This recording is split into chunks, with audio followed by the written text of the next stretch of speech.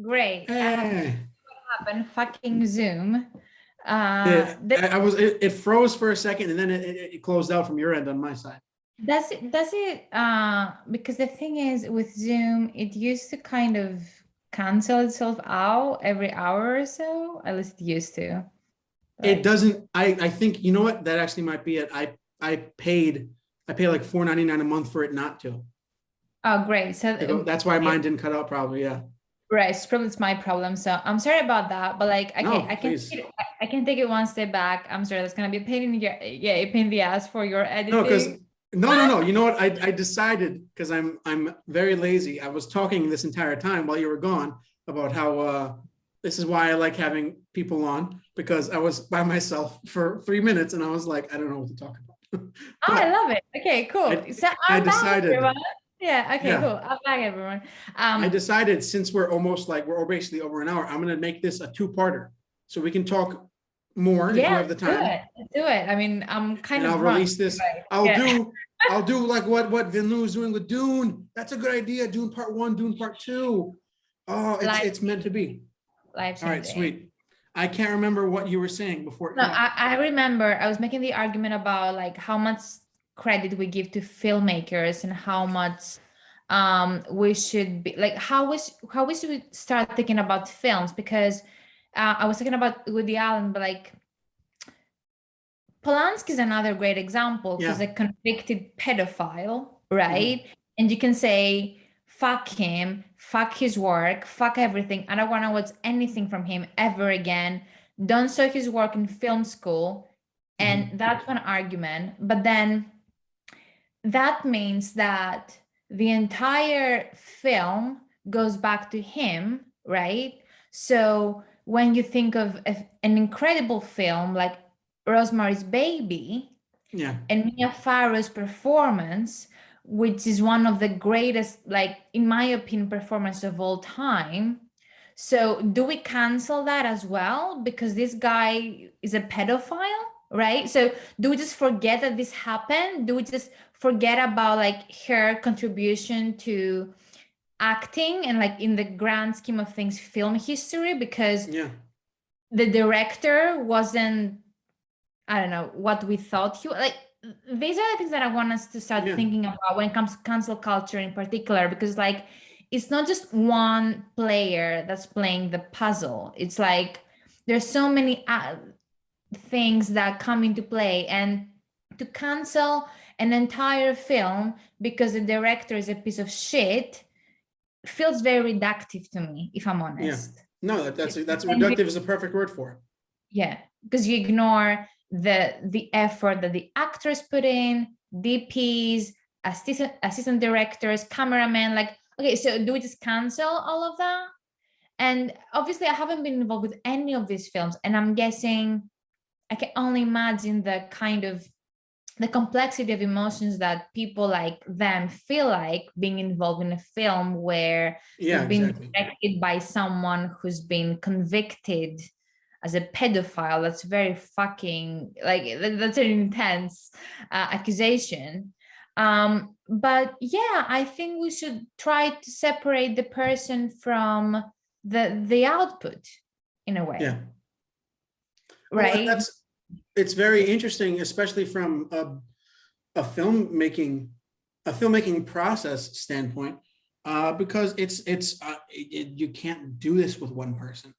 It's very interesting how Mhm. it could be from a say a musician, say R. Mhm. Kelly, if we're gonna do Yeah. that.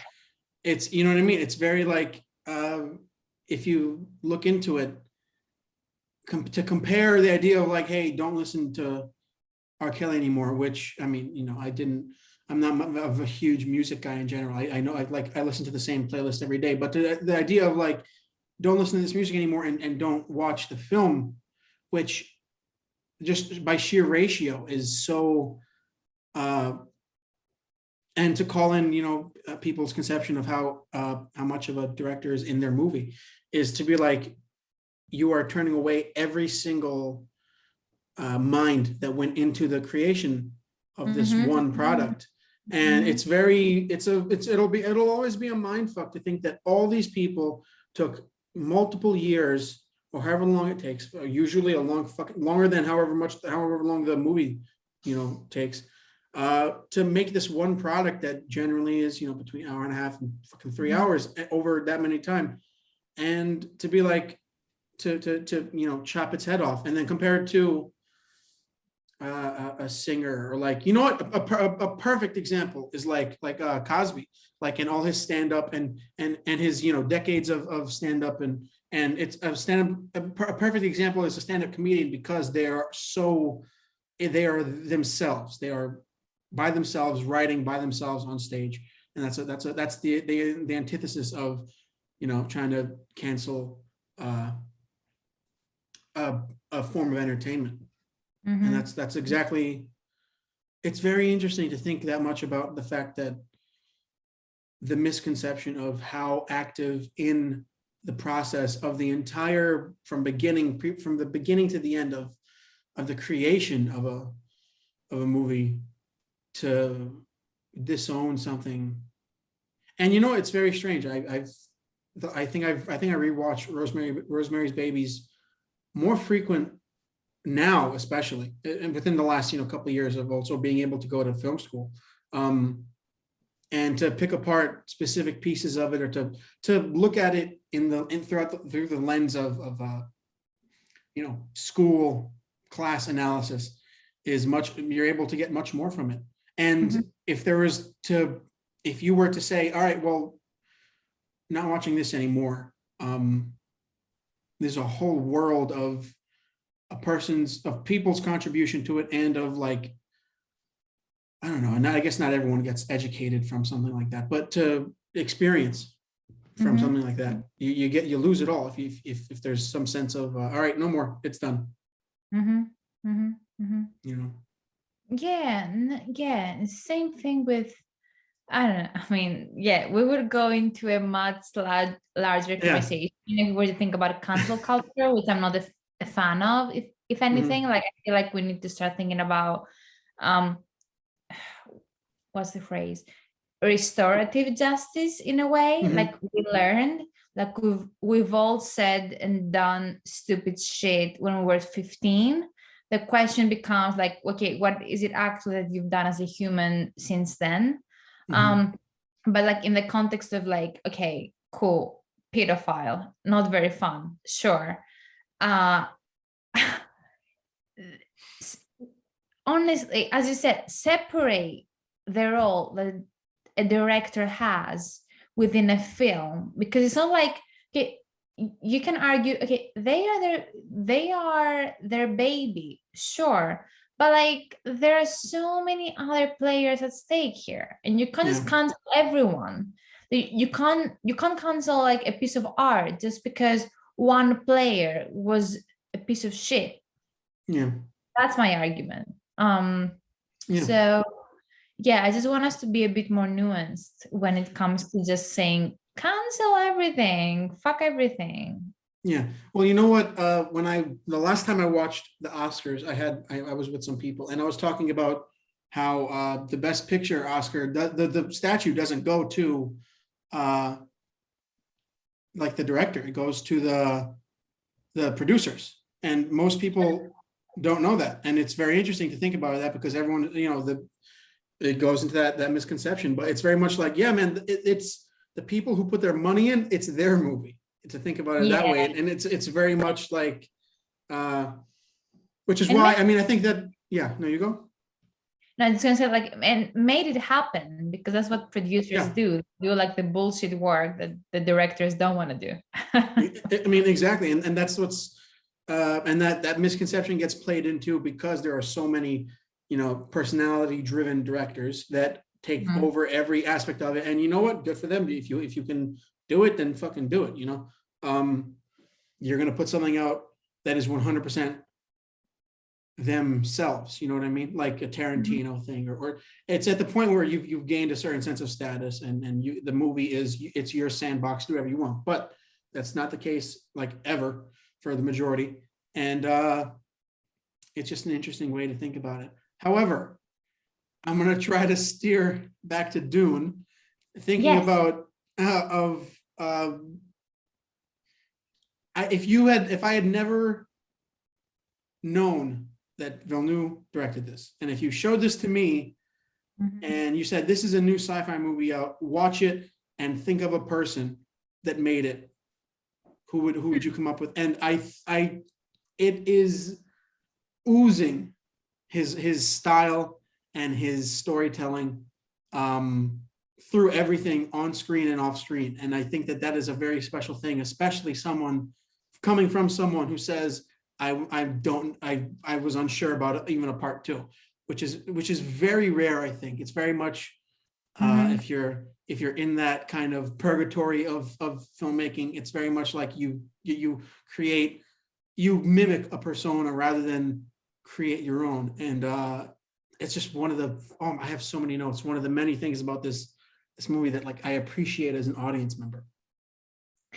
I that's a very good question. The thing is, if I didn't know who the director was, I would honestly say it has to be a woman.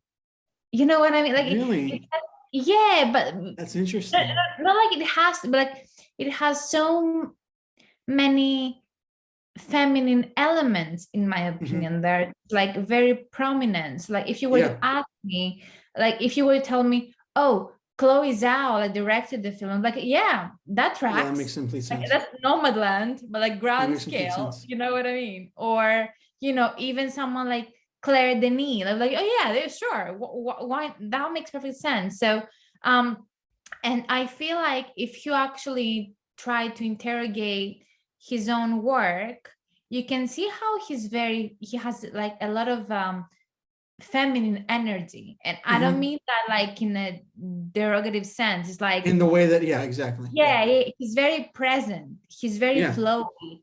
He's very like going with the emotions, just taking where the scene takes him.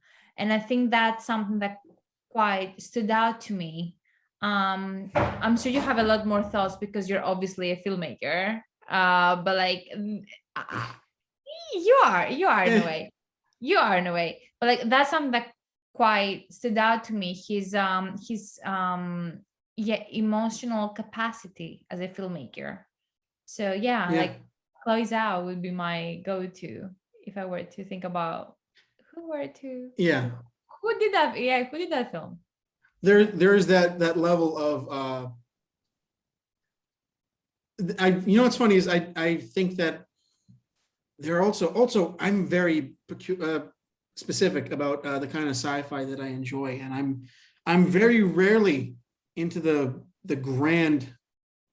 Mm, I'm much more of a fantasy guy than a sci-fi guy when it comes to those sagas, those epic tales of mhm. journeys. And my immediate thing leaving the theater, immediate thought was, I heard that fucking guy say this is the new Star Wars, and I was like, this is the new Lord of the Rings. The Mm, immediate the rush of feeling I got from the end of this movie was like, this is the beginning of something, man.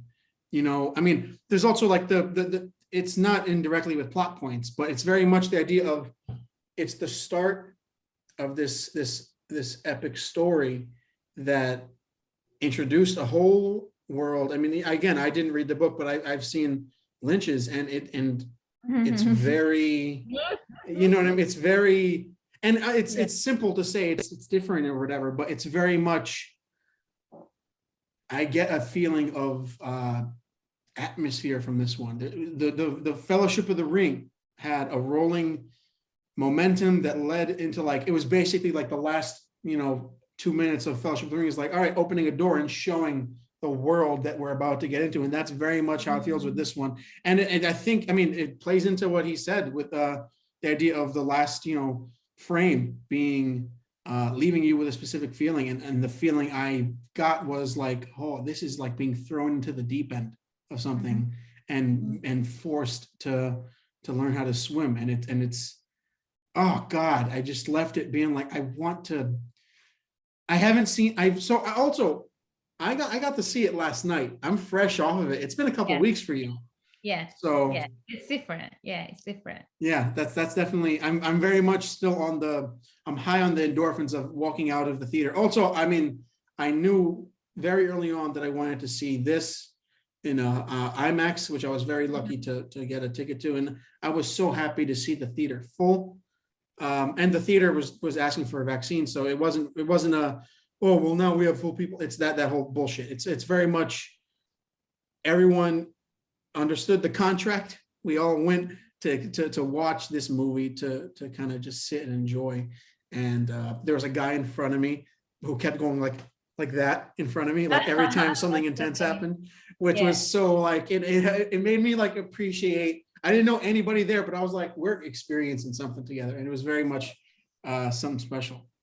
That's like, yeah, that's so great about the cinema like experience, because like I can't imagine people watching this on HBO Max. I'm like, fuck me. This is like, this feels wrong. Like, and the thing is, okay, cool. Remove the cinephile in me, was like, okay, this needs to be experienced in the film screen. Like, sure, let's remove that. But like, I am pretty sure you're going to enjoy it so much less. Yeah.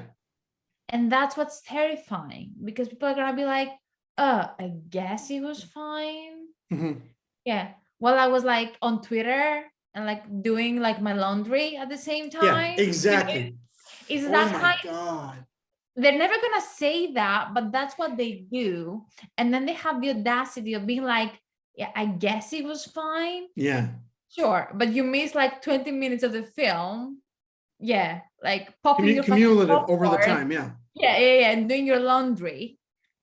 Right. And so I mean, yeah, obviously that's a different, like, I feel like we could have an episode just like for streaming services alone. It was like a different conversation, but That was I honestly like, yeah. to whoever is listening, please go watch this on a big screen. If you don't feel safe, go watch it in the most like random time ever, midnight on a Wednesday night. Sure, do it. Yeah. Like, please, big screen, please. I've been very, you know what's funny? This is very out of nowhere, but I went on a date and with this a long time ago, and she said like, what do you like to do? And I was like, I like to go to the movies. She goes, oh, what's like any movie? And I was like, no, I got made fun, like she made fun of me for this shit. And it was funny at the time. I think about it now and it's like, hey man, like who doesn't love going to the fucking movies? Yeah. I understand, like I fully understand the convenience. I get it. We're lazy and everything happens now, but it's like you're showing someone two doors and one has a padlock on it, the other one doesn't.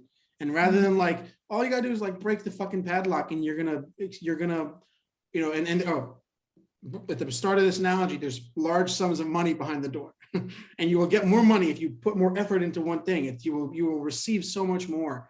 One thing that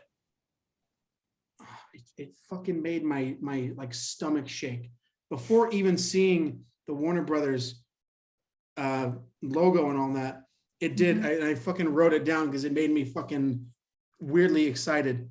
It was the gurgling of the, I don't remember the species, but it said dreams are messages from the deep, and it was before everything. And that's such a specific decision to make that it leaves it starts you with this feeling of like, oh shit, which is very something that it's always something I get from a Villeneuve movie, but it also reminded me just of, because I love Arrival so much, it made me think of the way the aliens in Arrival spoke. It was very guttural and very bassy and vibration. And to start the movie, even before the credits with that, before the opening logos, is such a very distinct decision. And it's, I can't imagine being at home and watching the beginning of that and that happening and I not feeling how I felt in the movie theater, which was pay attention, like eyes locked on, holy shit, from the second. And you just miss that. You will forever miss those things like that at home. It's never going to be the same. Yeah, and it's like the small things, like the sound system. I mean, most of us have a decent sound system at home, but it's not great. Mhm. Hans Zimmer, fucking like just blast it out of the fucking on it. Yeah, exactly. Yeah, like I'm seeing your face. I'm like, yeah, exactly. So the thing is, HBO Max, I would be happy to rewatch the film at Yeah. home. That's fine, right? If you want to get certain aspects of the storytelling right, because to be honest with you, there is so much information coming out, Yeah. like coming your way. I Yeah. would definitely benefit from a rewatch because like I'm not very familiar with the whole story. But honestly, like it's yeah, there are certain elements like sound system being one, number two, like the scale of the screen, unless you have like a massive screen at home, which I doubt you do. You probably have like a 55-inch like Yeah. home screen. The Like average, yeah. yeah, it's not quite the same. Just try, and I get it's difficult because we're at difficult times, but yeah, just go. Like that's one thing that I was telling my manager actually, because he was like, oh, I want to watch this film, but at the same time I haven't been in the theater for 15 months, and I'm like, I get that, and like I can relate, but honestly, if you don't feel happy going to a theater Saturday night, sure, because it's Yeah. gonna be packed. Find a time that works for you. And honestly, like I'm not sure what's the case like in New York, but in London, like if you go to a local cinema at 6:30, on a Thursday, it's fine. Mhm. It's like more than half empty, like the screens. Yeah. So yeah, I want to be very mindful of the situation, but at the same time, give yourself the experience that you deserve, and that is on the big screen with Yeah. you. I loved his analogy of it's driving a speedboat in a bathtub. And of Yes, course, like it's, I yes. mean, what's funny is like I can imagine the more casual audience member hearing it and being like, like Mhm. what, that's annoying. And then there's no world in which you come out of it on the other end after seeing it in theater and not understanding that. It's Mhm. so important. And here's a what's it called? Criticism that I saw on Twitter that really frustrated me, which Mhm. was if your movie requires me to see it in theaters, it's a bad movie. I saw someone actually tweet that. Mhm. That and I don't. That will never. Maybe if someone's listening now and that makes sense to them, I will never fucking understand that idea. Where Mhm. it's like, I mean, what do you think people thought before streaming? Like, did people just if a director said before you were able to watch a movie on your fucking phone, if a director said you have to see this in theaters, people would be like, makes sense. But because Mhm. now we can see it in our pockets, it's like, that's pretentious. It's like it's made to be seen in a room full of people. Yes. And I loved hearing Ferguson and Momoa talk about how Momoa said you're cheating yourself if you don't see this movie in theaters, and it's not it's exactly that. If you care about Villeneuve wants to get our money during a pandemic, then get the most out of your fucking dollar and see it in a movie theater. You know what I mean? You're going to receive so much more than you would if you watch it on TV. And if you're a more casual person, I'm not talking to you. You know what I mean? It's like Mhm. you're not who I'm trying to get this message across to. I'm trying to talk to the people who are leaning more towards possibly watching in theater, but they don't have the time or whatever. There's always that way. And obviously, if you don't have, like, when this always happens to me, they always try to like trap people into being like, oh well, some of us can't afford it. And it's like, oh well, then I'm not sending this message to you. Mhm. Some of us have lives, we don't have free time. It's like, all right, well then guess what? Stop listening to me then, because I'm not Yeah. talking to you. Clearly, I'm talking to the people who have the opportunity, who have the time, who are capable. That's why I say, whenever I say see this movie in theaters, if you are capable, if you have a theater locally, or even if it's a fucking trek. I mean, I went to a theater not near me, like downtown, because I wanted to see this in IMAX. And there's a theater 5 blocks up from me that is fine, but they don't have an IMAX screen, and I wanted to see this on the biggest possible screen I could see. And I'm able to do that, which I'm obviously very privileged, but it matters in the outcome of walking out of the theater. And I put up that video of everyone in the theater waiting outside in the hallway, being like, so what did you think? And that's the best fucking feeling in the world. And I don't remember the last time, unless it was like an insanely popular fucking whatever, but I don't remember the last time something new came with something that most people don't know about. I guarantee you most people haven't read Dune or seen the original. And then to have people in the audience outside being like, that was crazy. You know, it's a very special thing that happens very rarely. Yeah. Yeah. I don't know. What's the situation like in the US when it comes to, or based on, I guess, in your conversation with people in terms of going back to the cinema? Are they comfortable? Are they like half comfortable? Like, what's the conversation like? I think at this point, most people are comfortable. Also, most establishments, at least, you know, in the New York, I don't want to say everyone in the US because, you know, just more than half of the country, I think, is vaccinated, which is so, like, it puts a rock in your stomach when you hear it. But most establishments in New York require vaccination upon entry. And that opens up the world. Yeah, which is, and it's not like that over there, huh? No. How's it going over there? Well, I think my experience is quite biased, is because I've been hanging out with people that haven't gone to the cinema anyway. But like, if you go to a certain theater, they're not gonna ask you for your vaccination status. That's not a thing. Yeah. I agree with you. I think people are comfortable. I feel like it's less about comfort at this stage, in my opinion, and more about laziness. Yeah, that's exactly right. That's exactly right.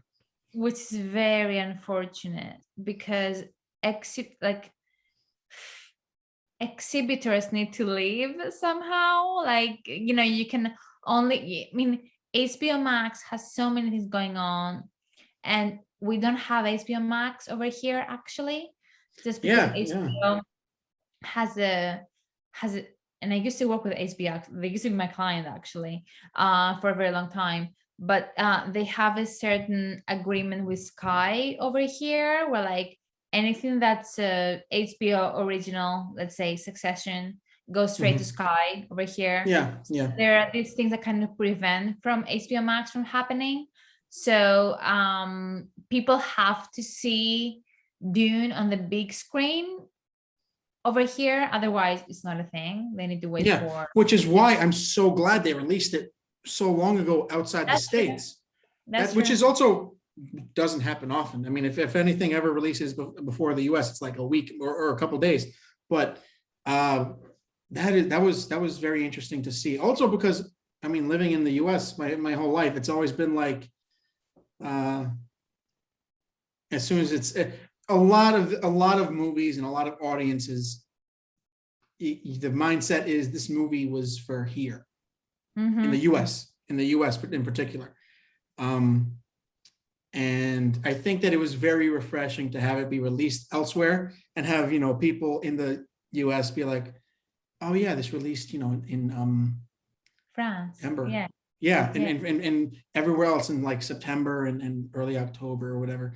And I think that it was a very smart move, especially for an HBO. I hate the same day release personally. I think it's other than the obvious like disrespect that came from the decision.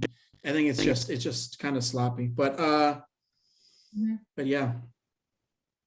I'm actually quite surprised by, I mean, I guess we have freedom of speech, so anyone can say whatever they want, but like you have actors like Jason Momoa, who's like so vocal about like his love about the big screen. He's like, go fucking see that on the big screen. I'm like, but you also signed a contract with Warner Brothers, and like there's like there is almost like conflict there. Obviously I'm not involved with that, but like it's so interesting to see how like Jason, Rebecca, they're like, it would be disrespectful to see this on like on your fucking TV screen. And at the Mhm. same time, they've signed a contract with the same company that has a streaming service. It's like, is it all bullshit? I'm trying Well, to I figure it mean, out myself, but what sucks is the it was very like almost like in under the disguise of night when the decision was made. It like you hear about people who were working there being like, oh, so something that that is supposed to culminate in people coming to a theater to see is going to be available Mhm. immediately where they live. I would be, I think that there's a point where it's like rather than being like I hate this fucking decision, you're only able to be like go to the movies to see it. You know what I Yeah, mean? That's yeah. how that's 100%. Like there's probably something that says you can't say whatever the fuck, but or after a certain amount of time. But there's very much that idea of like I would get to the point of being as explicit as I can be. And also Villeneuve put out that thing with, was it Variety? He put out a whole Mhm. statement after the decision for same day release. And it was very, it was probably legally the only thing he could do. And the spiciest version of that is him saying speedboat in the bathtub, which is adorable. And then you Yeah, hear, Ferguson and Mo being like, go to a fucking movie theater. And it's like, yeah, that's got to be right there, up to a point where it's like, all right, now you're violating something. yeah. That's true. At the end of the day, like the money goes back to WB. So, Yeah. it's the same fucking pocket. But yeah, it's interesting how they're like so defensive when it comes to the screen that you need to watch the film on. Mhm. But yeah, I get that. Like, I feel like if this was some sort of like, let's say, a political thriller, no one would be having these conversations because, like, No, sure, you can watch the courtroom scene like on your TV, that's fine. exactly. But it's Exactly. that kind of like, yeah, if you take a step back and you're like, oh shit, like this is so much like concentrated effort from so many different departments. It needs to be experienced on the big screen. That kind of makes a difference. And I'm glad that the main leads take a stance on that, and they're not just like being Mhm. like, oh, whatever works for you, man, like that's fine. Yeah. I like the fact that there is some sort of control in the narrative.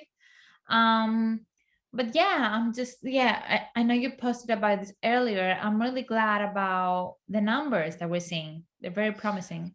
And that's another interesting thing, especially when it comes to this kind of stuff, is because I never, like over the course of doing this page, is like I've never been one to kind of look at the top 10 list and constantly be like, Yeah, you know what I mean? Who actually does that isn't insufferable? I can't think of someone that I enjoy listening to being like, well, Avatar or whatever. But the only time, and I've said the only time I've ever cared about like box office numbers is hmm, when it's almost like an underdog story. And yeah, I talked about it with Joker a lot. Joker especially had a 93 like million, $90 million opening weekend, which I mean, it made up its production budget in that weekend. It had a budget of 65 yeah, million, and it was actively being chopped in half, like actively being taken away from because the executives are, I don't know. I always picture a bunch of fucking like white guys in suits that are bald and they have like, and they're always making the decisions. And the majority of the time it is that. But when I think about something as something that's a clear jump off a cliff in terms of experimental creativity, when it does well, it's like that you got to have a fucking standing ovation for that. So to hear that Dune, I put it up earlier, was the highest Friday night box office numbers since Joker in 2019, before mhm. the major hits of movies were coming out for Warner Brothers. That's important. That's a great punch up from a stance that's very compromised, and it's projected to have like a 40 million weekend, which is near Mad Max and an Interstellar in terms of numbers, and those are 2 normal years. So it's Mhm. very I I can't think of the word I'm thinking of. It's a positive outlook, I guess, when it comes to that. And but there will always be that discussion of like, numerical value, financial value does not determine quality whatsoever. And everyone knows this, and yet you'll still find people being like, it's number 3 on the fucking whatever on this list of top 10 of giant box office, and then people go like, oh well, technically if you go by inflation, it's Gone with the Wind, and then they don't want to hear that because they want to look at the list of today, and it's very much a brittle stance. It's very much trying to like stand on a windy cliff and like not fall over. Yeah, I agree. And it gives filmmakers the ammunition they need to get their vision out there. So I like knowing Warner Brothers and having worked with them for a couple of years, I know that if Dune had bombed, they wouldn't have financed part 2 at this point. No, not whatsoever. So it's so refreshing to see that like all of this, well, one, regardless of like the actual numbers, which look very promising. Number 2, the critical reception, right? And it's like all of these people that really love the film, they give the studio the everything they need to just be like, let's just fucking do number 2. Because that's it. I have to be honest with you, because I had someone message me about like part 2 yesterday, and I was thinking about it because I'm like, because he was like, okay, so when is part 2 supposed to come out? I'm like, shit, well, it hasn't been officially confirmed.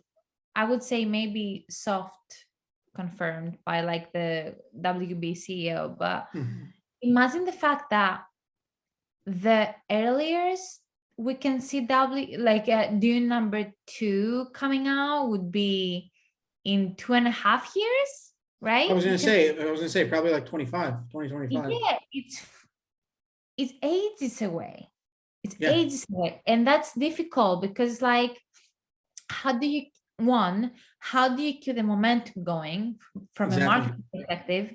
Number 2, I feel like I disagree with Warner Brothers' decision to just be like, oh, let's see how part 1 does, and whatever, we'll greenlight the second one depending on the box numbers, because like, you have to respect the vision of the director. And to be honest with you, like, I mean, the final scene, it literally gives you it gives you cliffhanger. Like, what the fuck am I supposed to do with this scene? Like, you know what I mean? It's like, shit.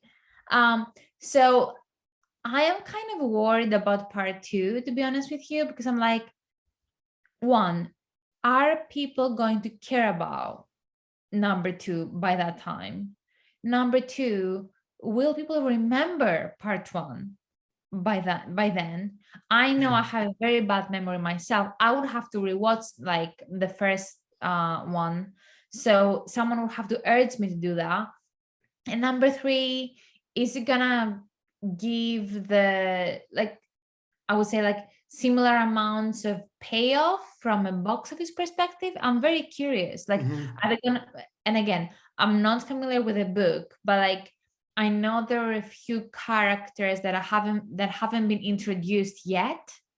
So like, will that sort of like new talent power be the trick there? Maybe. Even though, if I'm honest with you, I feel like Timothy is kind of like leading the charts there, and they like they're the people that kind of reigning the helm there. But like, how are we navigating the future of franchising? Like, do we just put things out there in a startup mindset, like, let's just throw stuff on the wall, see what sticks, and take it from there? Because that's kind of attitude that WB has as of yet. But I'm kind of concerned about like part 2, because similar to Avengers, I think they were very strategic in terms of like the release and the timings, and they worked for them. Like part 1, part 2, they were quite close. But assuming that, and you know how Timothy is based, and Zendaya, to be honest, like they're just up there. Are their schedules going to allow for 2022 filming? This They is the probably have kind like of, 5 films and 5 shows lined up. yeah. Well, these are the kind of questions that you kind of hope at least get Oh, put out, like in the conversations of the guy in a suit talking with Villeneuve. That's the only, yeah, that's the only solace, and I can think of is the idea of like there has to be, it's not going to be from the creative side. yeah, That exactly. that idea of like, oh well, how are we going to come up with that? Like, that this story was made as a whole with half of it in production and fully completed, but it's going to be from the studio side to be like, all right, we need to reignite this level of enthusiasm that has been proven and is actively being proven, has been met by fans and by critics, and that's not going to be, if you're Villeneuve, you already know what is the next step. You just need the okay, which is very strange that there has not been any actual confirmation. And you hear, Sarnoff said, like, if you watch the end, and Yeah. it's a very stupid thing to say because so many movies end in cliffhangers that fucking end there. I mean, because they don't have the money or whatever, or they're not given, there's not enough reception. And it's very much like, all right, so then there better be stuff happening in the background. Yeah, Like, exactly. the only thing I can think of is like moves have to be being made. And if I'm okay with moves being made and me not thinking they're made, but I don't want to be confirmed that they're not thinking about even being like, all right, well, what would be the next step? Because that's very, that's not something that, one of the largest multimedia corporations, I mean, considering how sloppy they've been with all these DC movies and all that, I would not be surprised. But yeah, I completely agree. I think that I was thinking the next possible time would be 2025 is when part 2 will come out. And yeah, just and starting the movie with Dune Part 1, I was like, yes, there has to be. Would they have, like, I'm trying to rationalize it like a trauma victim. Like, would they have let him put part 1 in there if they weren't going to do part 2, or would they have ended it on such a heavy cliffhanger? If, and that's always been the thing with Villeneuve, especially, is like his movies don't do great at the box office. They never crush the box office unless it's something like, well, I don't even know how Prisoners did or anything, or Sicario, but Sicario did enough to earn a sequel from someone else. So you know what I mean? Like, but there's always been that critical and or movie fan reception to his movies. Like, if you ask anyone who actually, like, if you ask the 12 people who saw Blade Runner in theaters, they would tell you, like, yeah, this was good. I wish more people had seen it. And I think that buys you a lot more than, like, I mean, obviously, if you make a bunch of money from a movie, you're going to get another sequel with, like, all these Joker talks for a Joker sequel. You know what I mean? But if you have more of that single person investment in a movie, I think that holds just as much, if not a little bit more weight, into whether or not you get to make another movie as a director, because he's consistently been making movies since, I don't even know how early, 2011, 2012. Yeah. When did what was I don't even remember the first one. Polytechnic. I mean, that's not his debut, but it's one of his earlier movies. Yeah, no, easily. Like, he has decades long in the game for sure. I don't know, Tim. I don't know if it's his personal branding that hasn't quite helped, but I agree with you. I feel like Prisoners probably his most, like, mainstream film because it's very accessible to wider audiences. Like, I get that Blade Runner isn't for everyone. Sicario is very accessible. I have to say, Arrival is not for everyone. No. It's one of my favorite films of all time, and I still have, like, quite a few people saying I didn't get it, and it's fair. It's Dude, fair. I completely, and that's what sucks, is when you're able to go, I understand, but I wish you appreciated it the way I did. I saw it 6 times in theaters, And man. Oh, I nice. saw it. I saw it 6 times because I saw it the first time with my mom, and I walked out of it with my mom. And I usually see movies alone. I don't like going with people because Yeah. people are just distractions. But Yeah. I went with her, and I walked out of it, and I walked out of it like I want to see it again right now. And then I Mhm. think in that same week I'd seen it again, and it got to the point where it's a very special thing when something doesn't bore you, even if it's Mhm. upon rewatch. And there's always going to be those movies that are comfort movies that you can rewatch, like people rewatch The Office because it's comfort and you can sit through 80 episodes. But for a film, it's very particular, especially one as uh, solid as Arrival. And I remember I saw Arrival with one of I think the fifth or sixth time I saw it with a group of friends from high school, and one of them, oh, you're gonna love this, and by love I mean you're gonna hate it. This guy came late, came like Mhm. 15 minutes late, and at the end of the movie was like, yeah, I didn't really like it. And I was like, you don't get to have an opinion about the how you felt leaving it because you were completely like detached from it. It's like you didn't even pay attention. I Mhm. get that, like the I mean, Arrival's been out for 5 years, so I'm going to spoil it. I get that you don't automatically click to the idea of these aren't, memories. This is future events. But Yeah. like, doesn't once you understand that, isn't that fucking cool? And now you have to see it a second time so that when you witness those moments, you have the knowledge of them being future events, and knowing that Amy Adams' character doesn't know that they're future events. It's such a special. It's definitely, it's one of my favorites. It's oh my god, why does he? And then he makes these amazing experiences, and I like to think that because he makes them so well, and because however many people see them, and because they get this specific sense of uh, critical feedback, that he's like almost making movies on goodwill at this point.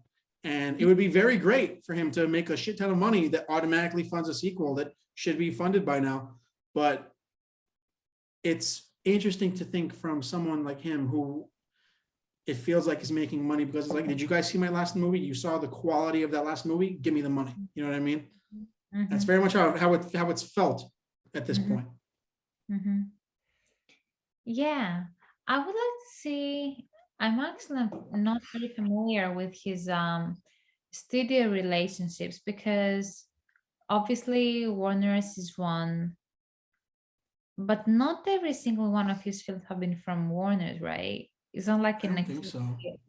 like Arrival doesn't sound like it's from Warner's. It's Universal, Fox, maybe. I'm gonna check right now. Uh, yeah, it's interesting because I have to say I give credit to film studios that invest in filmmakers like him, Mm-hmm. that to your point, they don't bring in like the big numbers for whatever reason. Maybe it's poor marketing, to be honest. But like there is Paramount and some. Sony. Oh, there you go. Oh That makes shit. complete sense, Paramount. How are they still a studio? I mean, sure. right? They have Mission Impossible. I feel like that's what gets them going.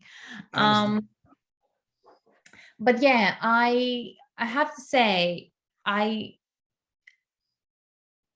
because the thing is, like, if you were to take a step back and just be like, okay, cool, the filmmaker is a startup and the film studio is an investor, like Silicon Valley, whatever. Mm-hmm. Like they make certain investments, and as you said, and I don't have an exact track record, but like I can see how he hasn't quite um, outpaced other directors of his caliber in terms of like box office numbers, but Mm-hmm. he still gets the cast,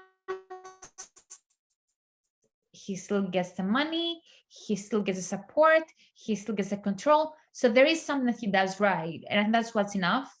Um, so ultimately, I have to say, even though I'm not a very big fan of Warner Brothers at this point, I do Mm-hmm. applaud them for giving him the creative control that he needs. I just wish that part two was already approved so he could have shot part one and part two back to back. Yeah, so we could get part 2 next year, basically, as exactly. of 2025. That's And a bit of frankly, it. it should have, that should have been the case. It's very much the idea of, uh, I'd like to like fantasize about the idea of like they're actively toiling away at it right now, but it's just not the case. I mean, you and it's unfortunate because it's like now I see fucking Chalamet in Willy Wonka hat, and I'm like, oh, go back to Dune, like Yeah. make that movie. But yeah, oh my god, I need to. This is one of my favorite conversations. Really? Oh, nice. Yeah, this is so fucking cool, and I'm so excited to be able to put this out. One thing I love about this movie in particular, and yeah, Hans Zimmer, Mhm. this is one of his, I think, standout compositions. Is the score for this moment? It's unlike anything I've ever heard from him. It does not sound like. I mean, now it does. Now I think of it, and I think of him. But I think if you played this alongside anything else of his a couple of years ago, it would not sound like he did it. I don't. It just it's so distant, and at the same time, as much as I appreciate moments where you can hear his score, the moments of heavy silence in this movie Mhm. are so unsettling and comforting, and it's so well done, and it's utilized great. And I think that the only time you ever hear nothing at all on screen is when it's like a character on screen gets, you hear from their perspective after an explosion or whatever. But to hear perfect silence in some moments is so special Yeah. and used so wrong the majority of the time. With the voice, when those moments where Chalamet has to use the voice, which I love how vague it is. I love when something is a concept to the characters, even not just to the people. As soon as something starts to get, manifested on screen and it becomes a thing, that's I lose interest. But the idea of the voice being this power, and then it distorting like the atmosphere is so great.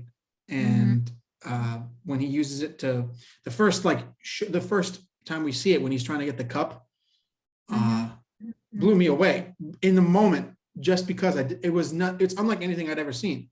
The idea of like, we're gonna suspend sound because on screen, not because of any reaction, but because on screen the area is being manipulated by that power, or whatever the power is, whatever the ability is, and it's just so special. And then to have, what do you think? I don't want to talk too much.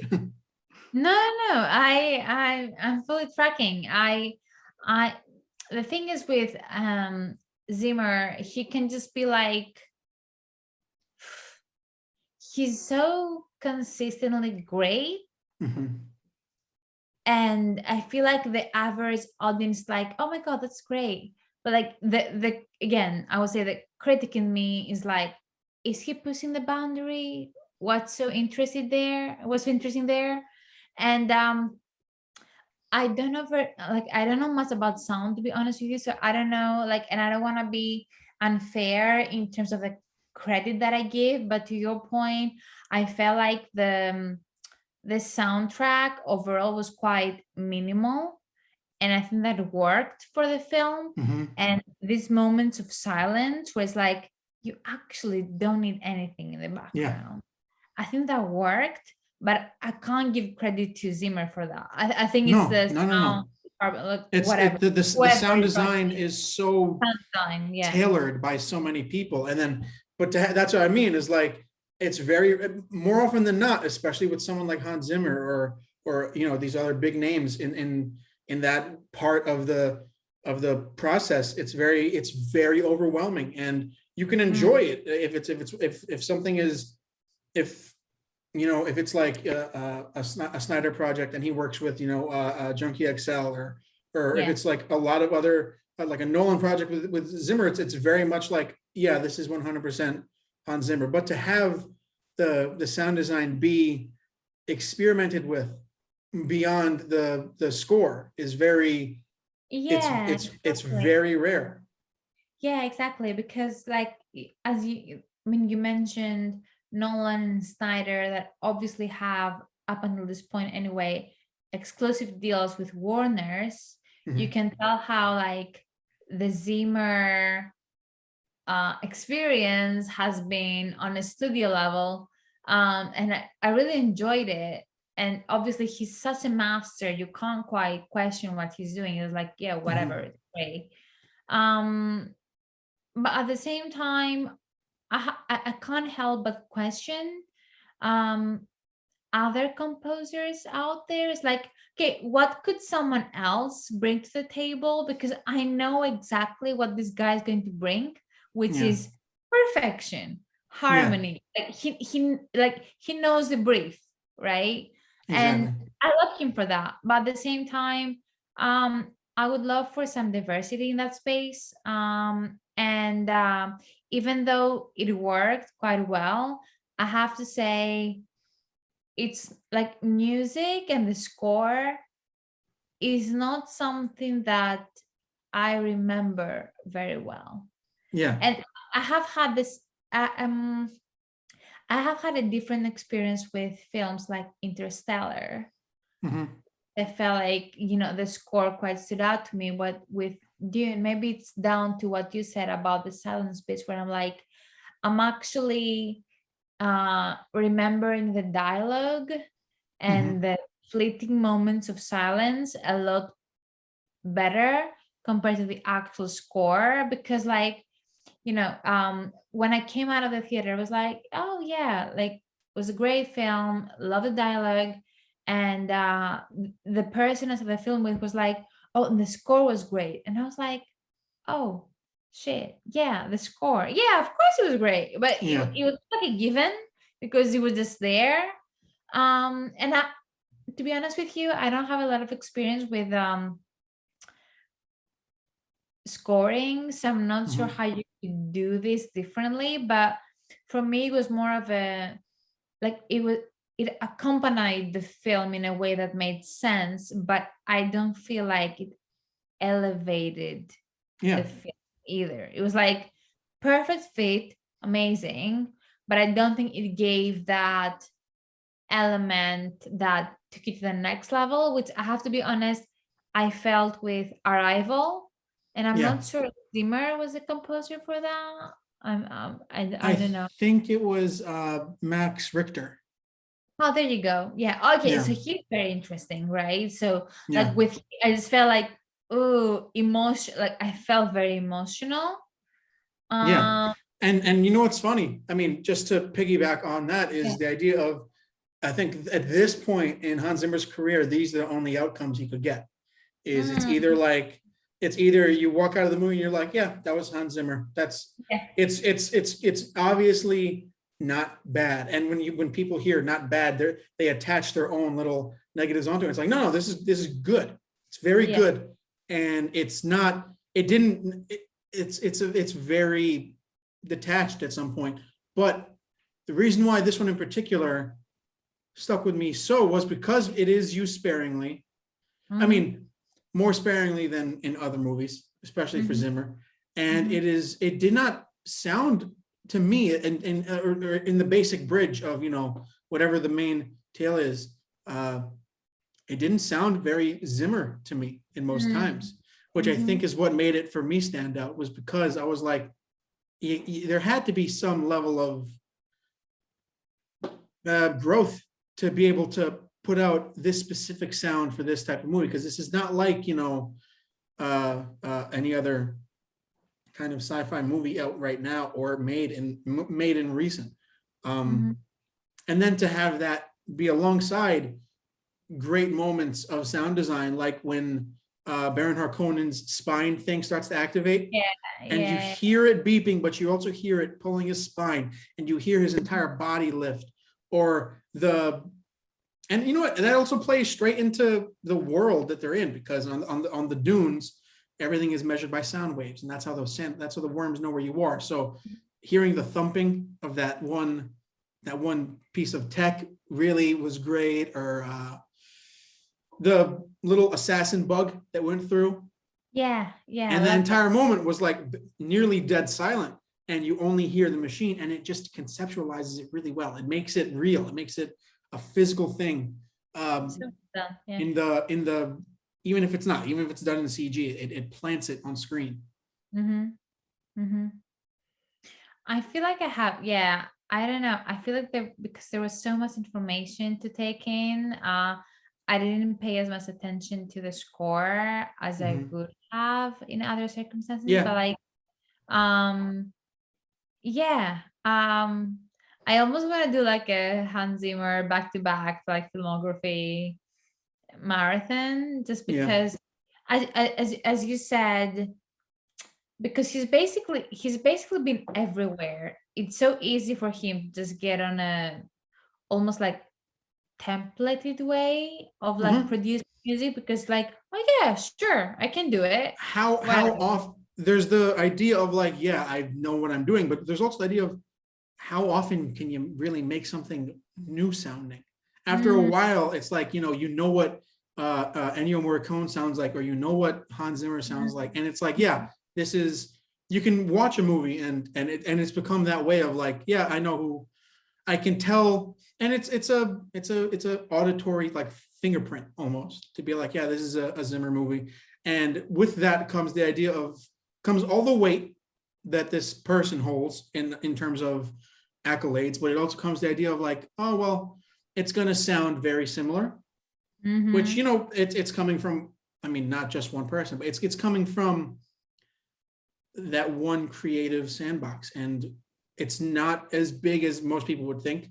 The idea of Mm-hmm. like how often can you pick from one source until you start kind of repeating yourself, but Yeah. also that's what's great with music is you can kind of manipulate, but that's why I was so kind of uh that's why I was personally so appreciative of it this time, because it sounded like he found a new instrument almost, and he was experimenting with this like new like set of strings he found or something that really made me like, all right, this is kind of, it's going to stand out for me among his work. I think in a way that hasn't in a while, and like, yeah, he'll have more popular stuff like Mm-hmm. I love that riff in Interstellar. It very much it creates the world, but this Yeah. one is very much of a uh, out of nowhere kind of thing for me. Same. Yeah.